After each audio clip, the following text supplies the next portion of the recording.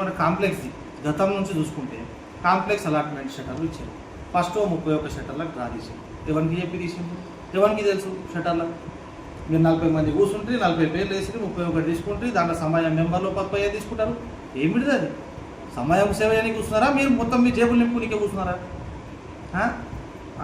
ఉగాదికి ధ్వజం ఎక్కిస్తామంటే ఇంటింటికి కాగితం పంపిస్తారు. జనరల్ బాడీ మీటింగ్ ఉంటే ఇంటికి కాగితం వస్తుంది. ఎలక్షన్ నోటిఫికేషన్ అయితే ఇంటికి కాగితం వస్తుంది. తర్వాత ఏదైనా ఏ కార్యక్రమం చేసినా ఇంటికి కాగితం పంపించినప్పుడు జనరల్ బాడీ ముందర లెక్కలు కూడా కాగితం పంపిస్తారు. బూక చిట్టీలు అవన్నీ బూటకప్ లెక్కలు.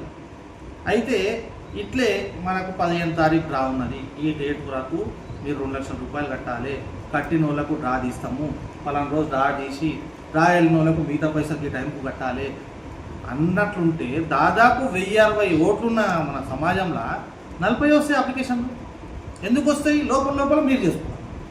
40 మంది వేసుకున్నారు, 30 మంది తీసి గ్రూప్లో పెట్టారు. వెళ్ళింది ఎవడు వెళ్ళింది ఎవరికి, తీసింది ఎవడు? అన్నీ ఇవే లెక్కలు. సమాజంలో దాదాపు 4 లక్షల రూపాయలు తీసుకున్నారు. ఒక షటర్ కట్టడానికి ఎంత ఖర్చు అయినా 2.5 లక్షలు 3 లక్షలు. 56 షటర్లు కట్టారు. షటర్ కాడ 1 లక్ష రూపాయలు మిగిలిన 56 లక్షల రూపాయలు సమాజంలో మిగిలాలి. ఏడున్నాయి పైసలు?